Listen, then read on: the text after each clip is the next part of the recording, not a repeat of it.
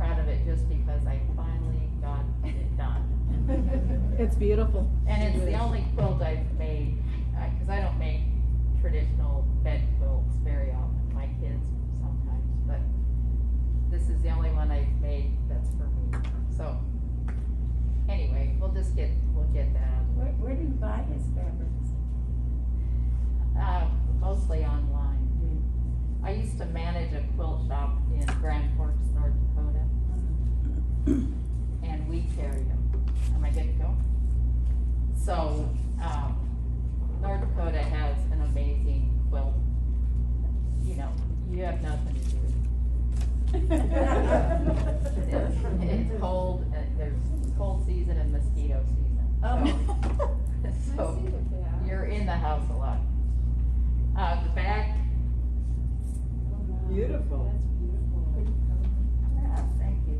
Yeah, it was the only fabric that I didn't buy when I bought all the others. And so I had to find one of his fabrics that went with it. So now that I've got that out of the way, my little brag piece, so I started doing traditional quilts, and yeah, I just, the straight lines, the triangles and squares, cutting them up, sewing them back together. And back in the 80s, you had to cut those pieces by hand. And I absolutely hated quilting. I said, I hate the fabrics, I hate everything about this. And I began weaving. So my husband was in the military, and we moved to Grand Forks, North Dakota. So I was invited, come on, we're gonna go look at all these quilt shops. I said, I hate quilting. I was like, we're gonna go to this great place for lunch, and they have really good pie. So I'm like, okay, I like pie. So I went, and I walked into this store, and they had this wall that was all batik fabrics. And they were beautiful.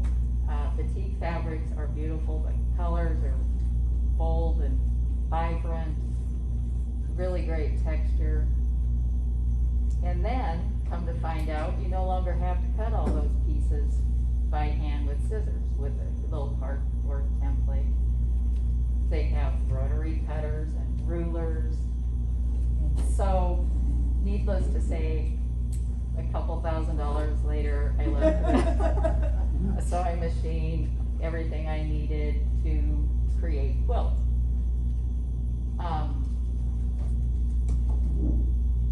But then it didn't take long.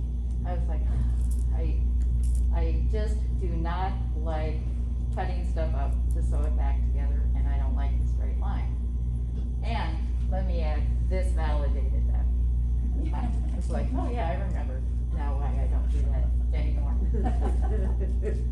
So I began, I studied first with a woman named Judith Traeger from Boulder, Colorado. And she taught me like a more choppy background, and I wasn't crazy about it. But she taught me how to screen print on fabric. And I was off. I was like, oh, I love this, you know. Well, then it expanded. I started studying with dye artists, discharge artists, Bob Adams, who is now deceased, sadly. But, and I read every book I could find and just started exploring. And this was like in 2002. I quickly got bored with piecing. So I started having these dreams. And in the dreams, there was a lot of getting those pieces, like trying to get repetitive dreams about you're building something and it has a pattern, and then you get it all done and you realize there's something out of place. That you've missed one that is just not quite in the right place. And I have that dream whenever I am under stress. So when I have that dream, I know, okay, this dream is repetitive because I'm experiencing stress about something. So that got me thinking about the language of dreams, because in my work as a therapist and people doing trance work, there is a very symbolic language that we all have in our dreams. It's unique to us all, but it's also, there's commonalities. You know, dreams of being back in school naked, teeth falling out. There's dreams, you know, falling, running, being chased and you can't move. Those are all dreams that you might have experienced. But because our dream language is unique to each of us, it plays a large part in our day-to-day life in ways I don't think we're aware of. We also are in trance when we're driving down the road and we get somewhere and we're going, oh, I don't even remember driving here. You know, you're just automatic in your mind's doing its processing. So I started thinking about some of the stuff we did in dream studies about we all went to bed, we woke up at like 3 a.m. and went back to sleep, and then most of us would dream, and then we'd get up and talk about our dreams right away. And I'm sad to say that started the habit I have to this day of waking up at 3 a.m. So I use that time at night before I go to bed. If I'm starting a new piece and I know kind of the colors, I may know the emotion I'm working with or working through. So I'll write it down and I'll just ask my subconscious for, okay, I need some information about how to create this piece. So when I wake up at 3 o'clock in the morning, if I've had a dream that I remember, I'll write it down. But then I'll go back to sleep. And very often, I don't even remember the dream. But when I go to the studio, I start having something to work with. It's there. For example,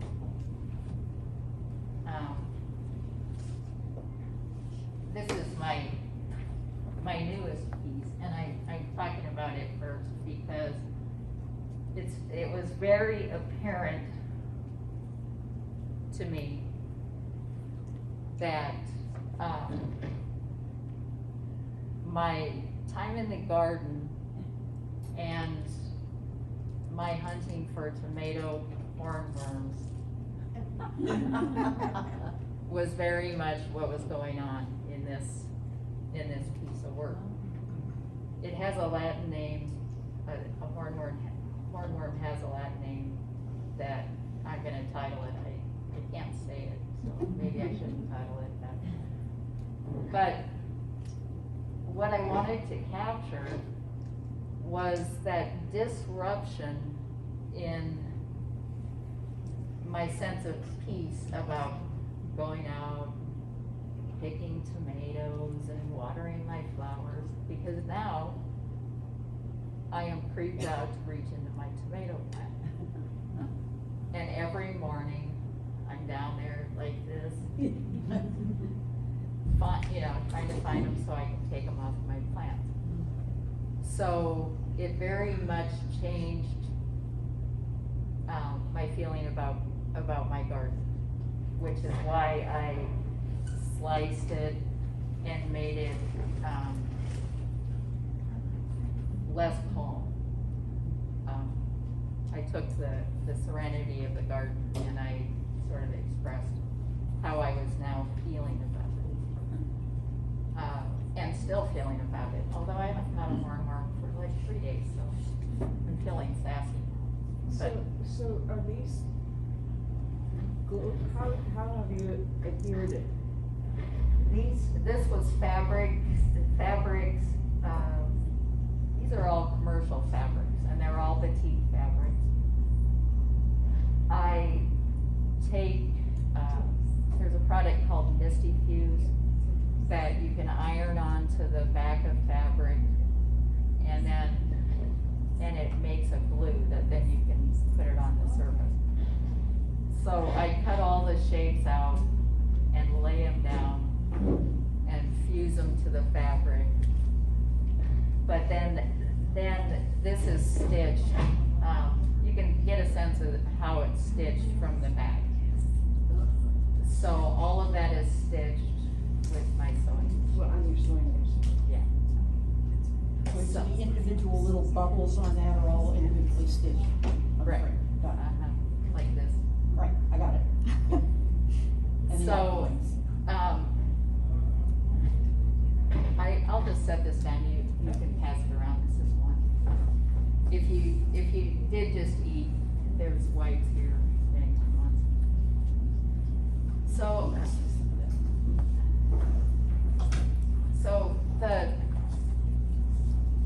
through the changes in my work, when I quit doing pieces and started doing more dyed work,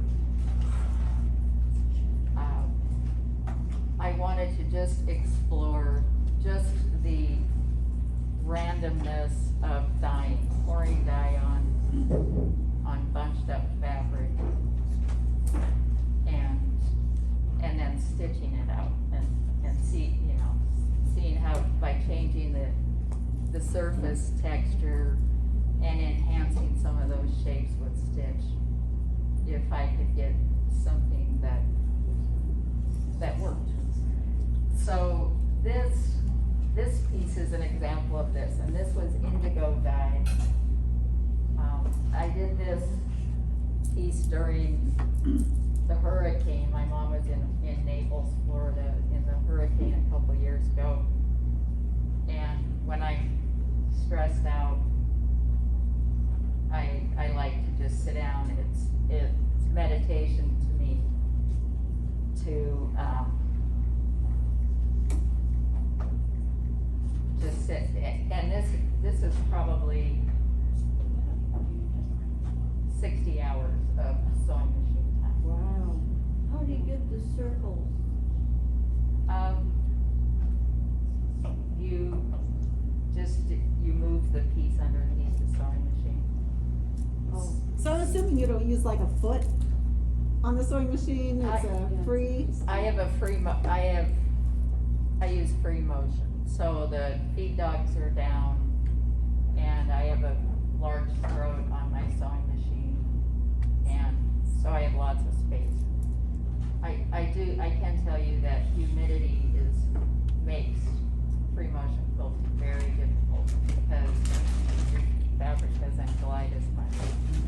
Am I messing with your system, Jake? Sorry. I'm sorry. Am I messing with what you're trying to do? Oh, no, not at all. Okay. So anyway, this, sort of captures where I was at around a hurricane, and my mom being by herself in a house in Naples, Florida.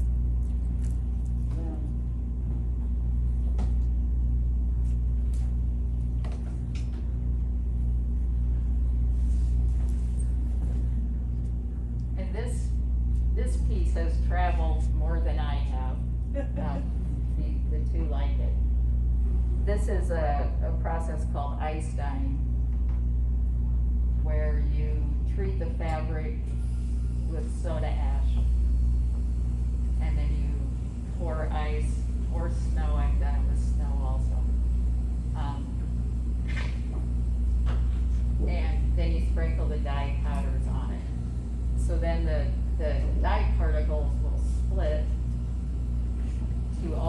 colors that make up that color. And then they'll travel with the ice and the water from the ice. And just,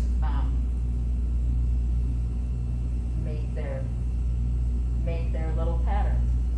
What does the soda ash do? It allows the dye to bond to the fabric in the simplest way. If I didn't use soda ash, it would just wash out. I've never heard of soda ash. What is soda ash? Well, I buy it at the pool store. Oh, It's like a sodium bicarbonate. okay. Do you sprinkle it on? You pour ice over, you lay the fabric down, pour ice over, sprinkle dye powder, and then as the ice melts, it travels. But say a black dye will have like all the colors. So if you, and I believe this was a celadon, a turkey red, and a burgundy. And so it's split out to all that, and yellow, golden yellow. I really like that color. So like with black though, you get blues and purples and pinks and greens. And it depends if it's a blue black or a purple black or a brown black. And if you want to sample it, you wet a piece of paper and sprinkle the dye powder on it. And that'll give you a sense of what colors are in that powder. And for anyone who wants to try that, I recommend doing that. Because then you have a better sense of what you're gonna get. So you sprinkle the soda ash on the fabric? No, you soak, you mix soda ash with water and soak the fabric for 20 minutes and then let it dry. I'm sorry, I should have said that. Let it dry to almost dry before you start the process. Okay. And if it's dry, it works too. You just have to wait. So. And here was the other one of that set. The same colors, but they just split differently. The cloth was done the same day. Huh. Wow. It's so different. That has the concentric feel of a flower, like the center of the flower over here, Yeah. and then, was that intentional on your part? No, Just kind of, because I couldn't do it if I wanted to. right, I right, if you did, tried to do it, it wouldn't have turned out. and I should have brought it. I dyed a piece this summer that I don't even know that I'm gonna stitch it because it looks like flowers. And it's vibrant and. What color is the fabric underneath that you started with? White. White? Yeah. Was that the A muslin. black dye? No, this was with magenta, turkey red, golden yellow, and I'm not really sure where this green, I'm guessing the green was in the magenta. And you have to use the powder dye? And just for safety, wear a mask. Breathing dye powders is not good for your lungs.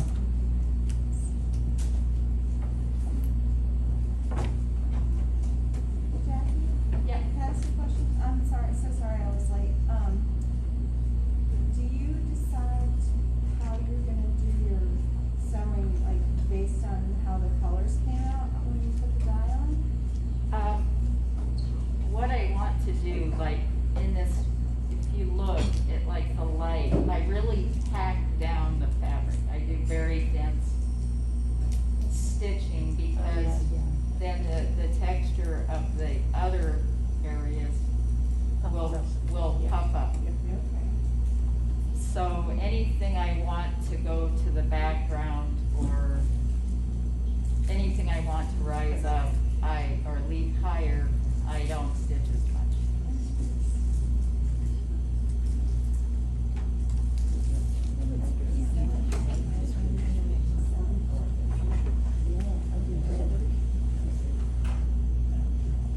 And I went a little crazy, when I was studying with Jane Dunawald, I got really into dyeing a color, removing a color, dyeing a color, removing a color, you know, so many layers of color. So this was a piece, and this piece has like 10 or 11 different dye baths or discharge baths. And the last one I did, I put it in indigo. And I did this because we have, at our house, we have the little blue-tailed salamanders. And I love them. I have little baby ones all over my yard right now. And I wanted to capture that, sort of that interesting skin they have and that blue of the tail. So, so this one's titled Indigo Skin. So do you, once you dye something and then you wanna go back in and dye another thing, do you block it with something? Yeah, this I used rods, like plastic rods, and then clamps with square blocks.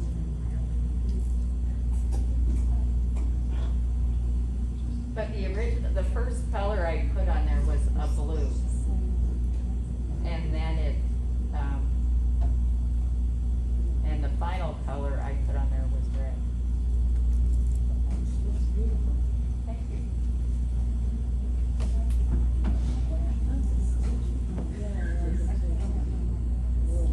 So this piece was back when I was doing the dyeing, discharging.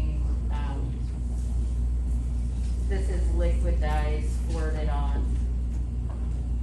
I never liked this piece because I didn't like the color the discharge went to. It's just not my thing.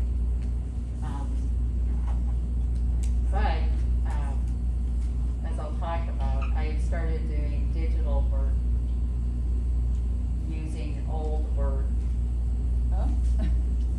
images of old work to create it, and then I get it printed. So this piece, Wow. you can see this piece in this piece. This is actually a compilation of two of my art pieces layered.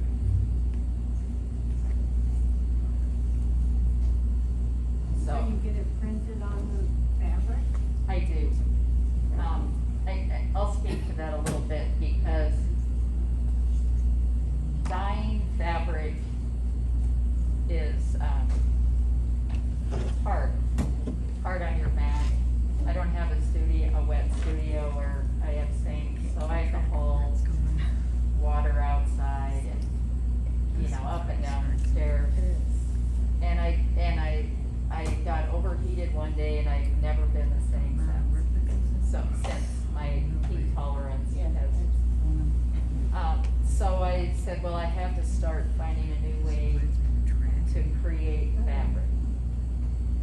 Because I don't like buying commercial fabric. Some of it I really love.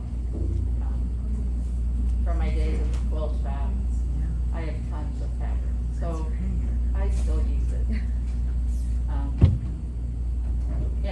And I like it. I don't mind using it. I just like to create my own. So in Jane's mastery class, our last day, she said, hey, you all need to check out Spoonflower. You can design your own fabric and get it printed. So I went home and that changed my world. Because I can do it sitting down, I can incorporate images of my work or photographs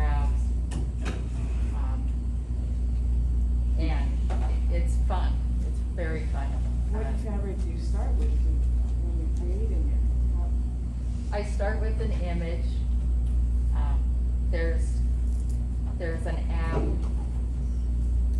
called Photoda, F-O-T-A-D-A, and it's a free app, and it's on my phone, so if I'm sitting waiting for something, I can just sit there, and every image on my phone I have access to. So you can select what images you want to use, and then it'll start syncing them and layering them. And then I will take it to my filters, and if I want to change it to more blue or more green, or then I can play with that.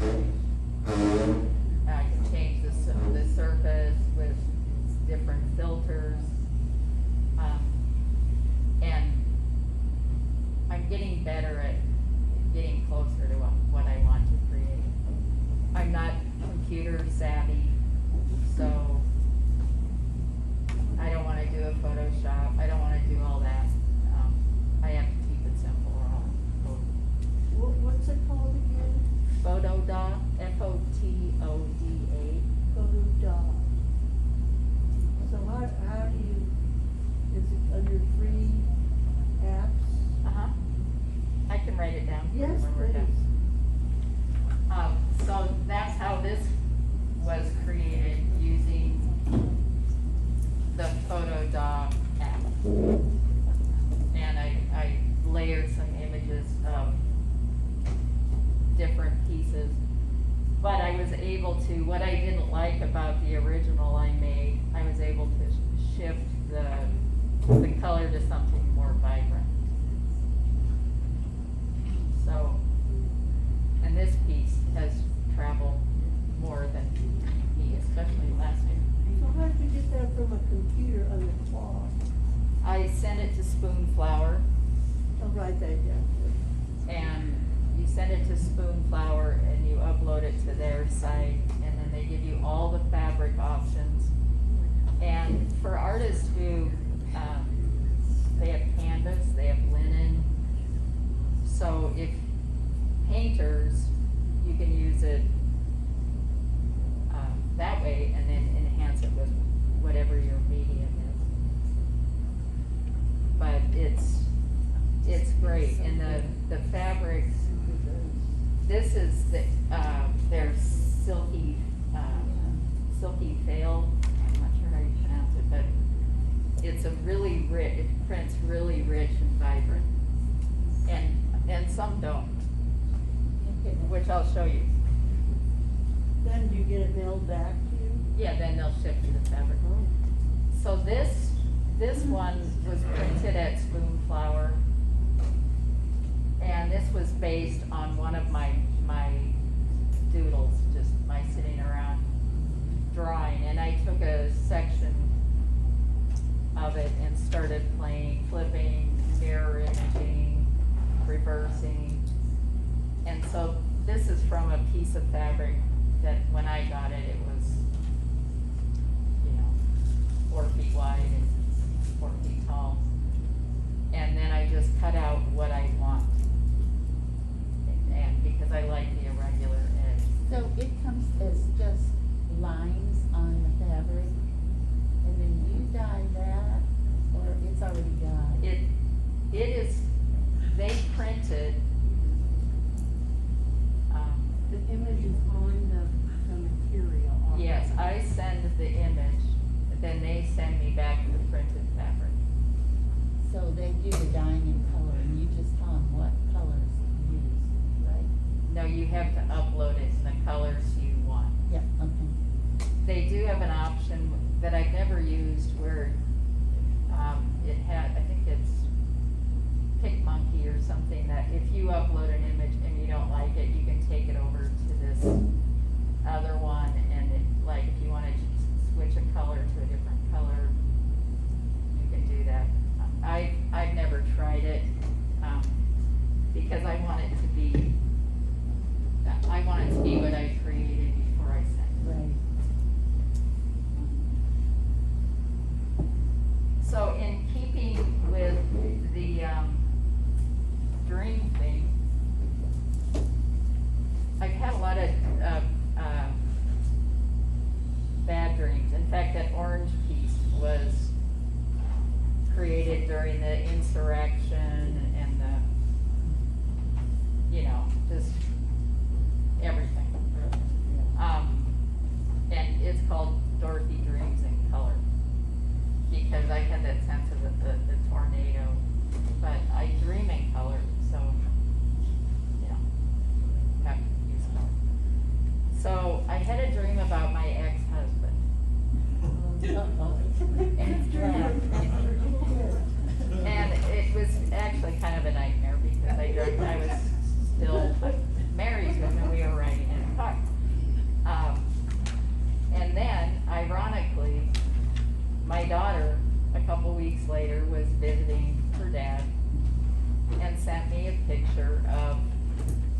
my wedding date. And I was 18 years old. I looked like I was 12. So she sent me the picture and I said, oh, I've gotta do a nightmare. Oh, wow. So, Wow. this is a piece of cloth I created, and it all turned negative. You know, it's a negative image basically. So I'm gonna have fun stitching that. I bet. all that stabbing. So I brought it just to show you that, it was fun, it was very fun to take that image and say, you know, okay, I had a nightmare, and how do I can pass it around so you guys can have a sense of the cloth. How do I capture sort of that dark feeling I woke up with, just that sense of dread? Yeah, the colors are great. And so I did some work, you know, some random lettering, sort of scribe work, and overlaid that. How'd you get the lines in? That was a drawing, just a script that I did, and it actually says something, and I'm not gonna tell you what it says. Because it's not appropriate. But I and then I put it over the top of my image.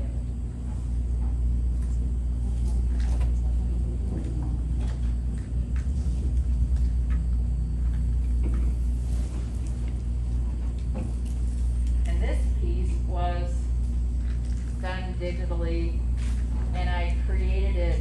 I did some pieces for a family. I'm a hospice volunteer, and I did some pieces. I made some table toppers for the women, the daughters and the wife. So this was an image I took of the table topper, which was in, you know, the ties were brown and, you know, navy blue. But he had one, he loved the 4th of July, his favorite holiday. His wife was married, and he were married on the 4th of July. So he had one tie that was covered with American flag. So if you look, you can see the flag, and you can see the ties. But I overlaid it with one of my brighter fabrics, and digitally played with it to create this piece of cloth. As you can see, when it goes around, it was a repeating pattern, and I cut it down the center and flipped it. Do you like golf? He loved golf. That's what these remind me of, golf. Yeah. And this piece is called Ties That Bind. How do you make it thick? I used batting, like traditional quilting, Oh, and then these are faced, what they're called, you know, facing it. Like a pillowcase, so you turn it inside out. How expensive is this bag? It's just so nice. Well, it's not in it. It's not inexpensive. And I can usually buy, yardage wise, 100 square yards worth for $400.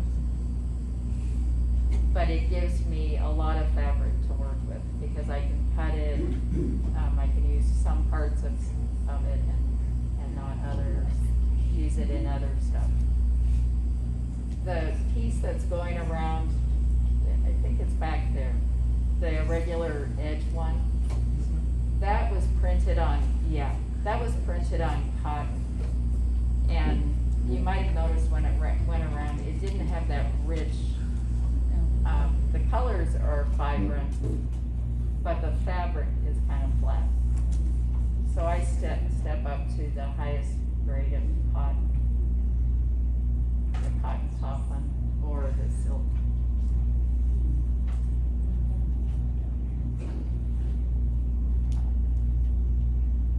This piece was also done that way, and the original image was an apple pie in a basket. And I did this, I don't know if any of you knew Father Gene Prindable.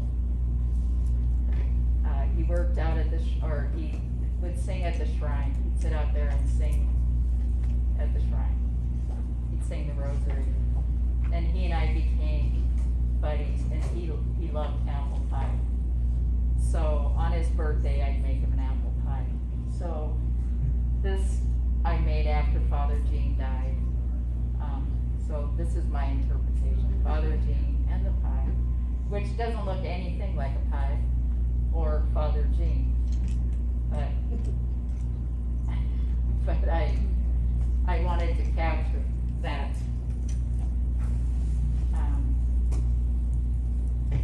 I don't know, I was sad when Father Gene died. He was a nice man.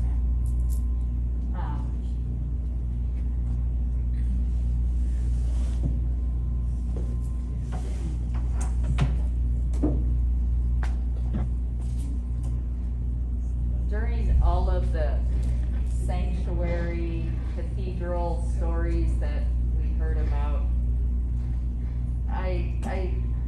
with our media, I just get a sense of echo.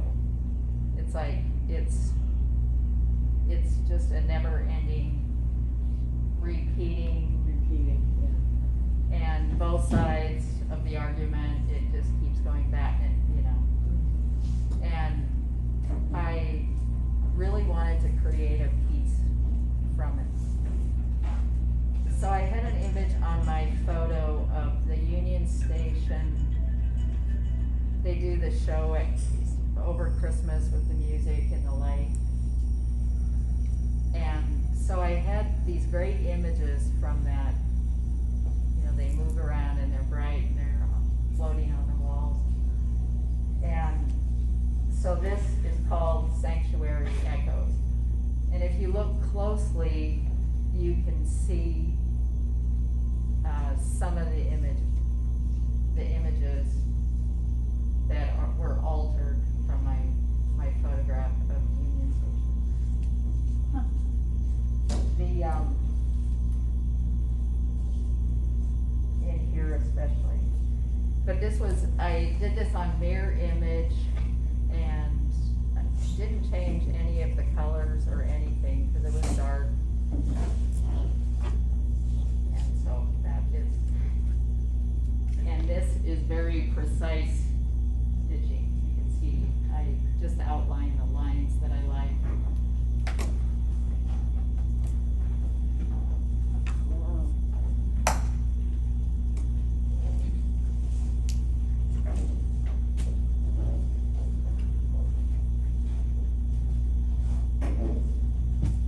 So lately, in keeping with my sort of feeling that there's all these sharp edges in everything seems pointed and has for quite a while. You know, pointed conversations, pointed fingers, you know, lots of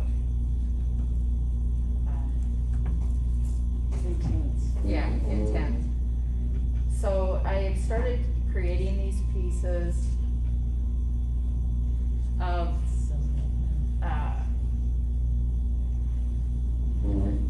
all these points, but the design comes from behind the triangles in the fabric, because the space in between has some difference and some movement as it goes through it. You can see it more so in this, which is a very tranquil kind of piece. But you can see how the background fabric, what's under the triangles is shifting. The colors are shifting there. It's going from darker to lighter in the center, and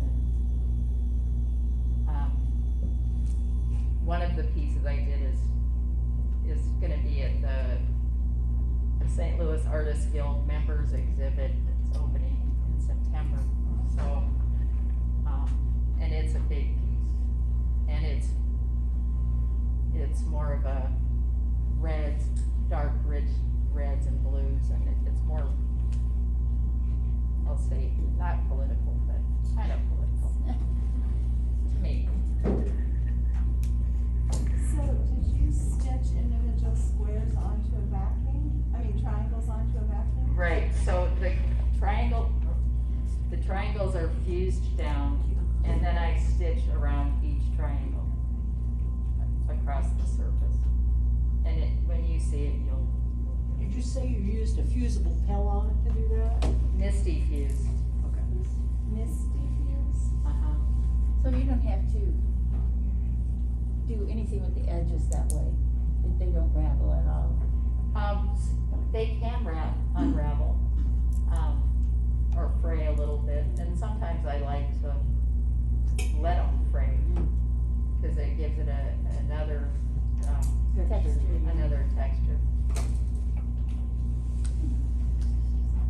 Is that like a spray? No, it comes on a roll, and it's just like, it's like a web. It's very sheer, and my friend Escarita Austin, who's a textile artist, she developed it, and we are grateful to her, because I use it a lot. Where do you buy it? Mistyfuse.com. And I get mine on rolls, 200-yard rolls, and then it just comes off the roll, and it's 20 inches wide, and then you unroll it whatever length you want. It's a really great tool. Some quilters use it, you can just kind of sprinkle it and fuse it instead of basting, and then it washes out in a bed quilt.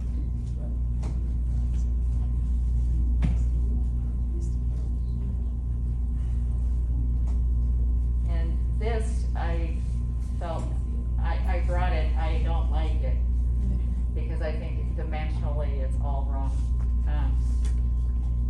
If you look at it, it just doesn't work. It doesn't work for me.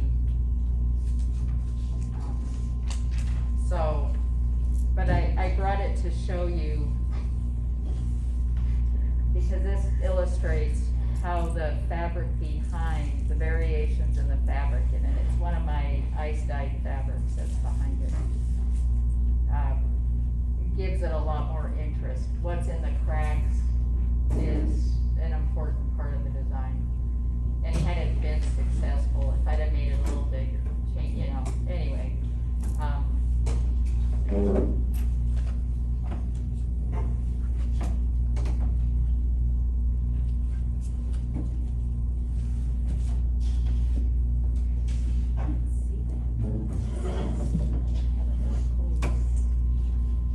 So this is an old piece. I'm not gonna pass it around because it's on my old hanging system that I don't use anymore. But this was an ice-dyed piece of cloth that I did a lot of printing, overprinting with textile paints. And some of them were shimmery, and I don't know if you can see it in this light, but there is, Yeah. if you walk by it, it shifts color. But I was especially fond of this curved edge, because to get a frayed curve on a fabric is, I don't know why it happened, but everyone goes, how did you do that? Happy accident.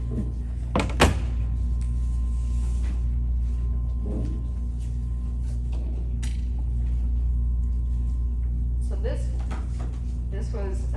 is an older piece also. This was back when I was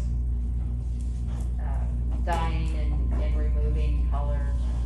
And again,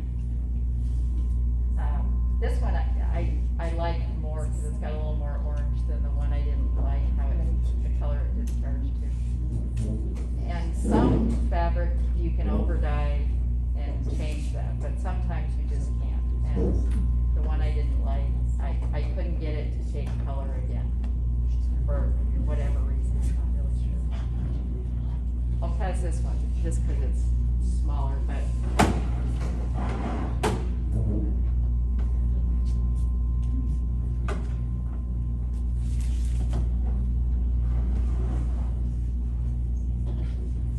And this is my cautionary tale.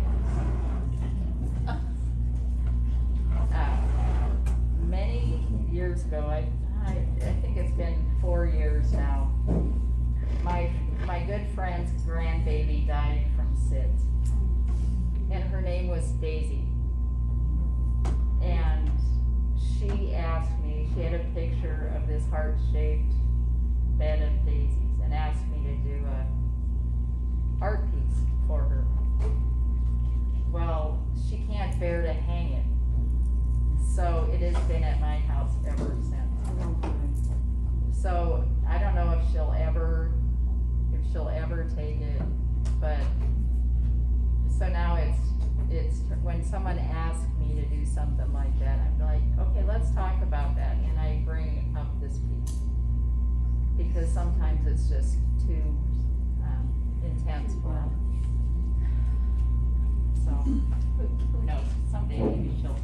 How did you get this?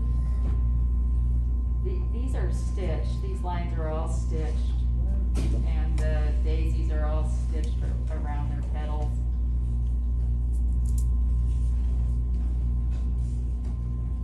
So on these thick stitchings, is that just a thicker thread or do you go over it? I go over it. 2 or 3 times?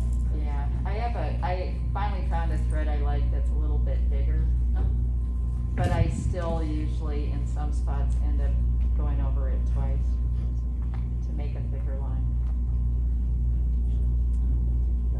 See, so I'm just telling on myself all over here, but I've been working on this piece, and I'm kind of stalled out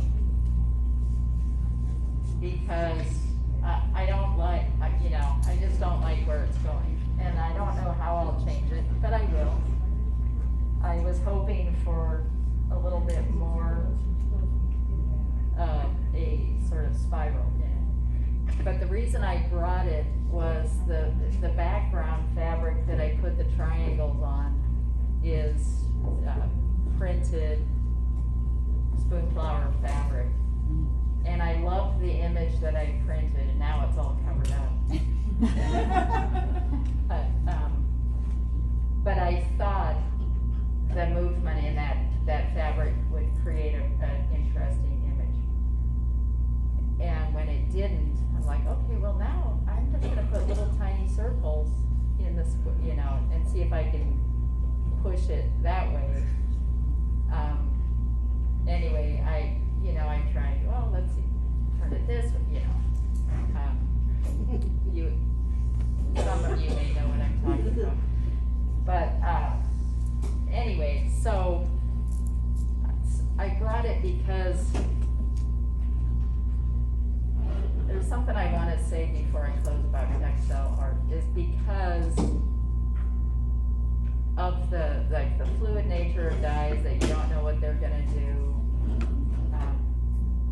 Cloth, cloth has its own idiosyncrasies, and you get a lot of stuff that's not successful, period. And I may hang over this with latex and drive over it with my car, and who knows, I'll keep it, I'll do Sounds something. like watercolor painting to me. I'll do something with it. And I dabble in painting a little bit and with watercolors, and I I do a lot of marker work, so I created a lot of fabric from my marker work and ink pens, pencils. So I encourage you, if you work in those mediums and you have one part of it that you really love, take a picture and go out and explore some of those free apps that you can do stuff with it. That is really, it's really interesting and it's really fun. And for me, as I get older, there's just stuff that either I don't want to do it anymore or I can't do it anymore. One of my favorite surface design methods is embroidery. And I can't do it. I do it very small amounts and I limit myself how long. But, you learn your limitations, what your body will do. and won't do. I think, is there any questions? I'm glad you asked questions along the way. I have one. About how long does it take you to do these things? This highly unsuccessful piece, I love the colors though. Yeah. That has about 80 hours of free motion quilting on it. Wow. And to lay those triangles out that is probably another 10 hours. Sure. So I have a technical question. When you do something like that, so you put the backing on a bigger piece of fabric and then cut it into the triangles?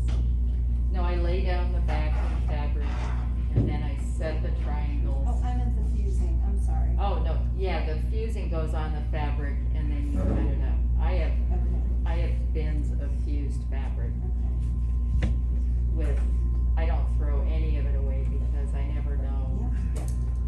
Do you have to pre-wash some of the fabric first, or is it already so on heat pre-shrunk, you might say? Well, since I did wall art, it's not gonna be washed. When I do bed quilts, I always pre-wash it. Yeah. But I do, for dye work, I always pre-wash it before I make art from it. Yeah. Just, you don't want it over time to discolor something.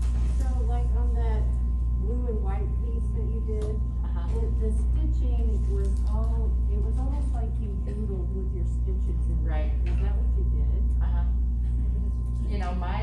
My art tool, my pencil, my brush is my sewing machine, and I treat it just like that. So if I want shadowing, I make it denser. Yeah, so that's, and it's my favorite tool. But there's a day coming, like I'm already having to limit how long I can sit do it. But that's because I have abused it, when I could, because I'll sit for 10 hours and just get up to grab water. So, You're in the zone. Yeah, you're in the zone. I think your work is amazing, and thank you so much for coming. I'm gonna do it on for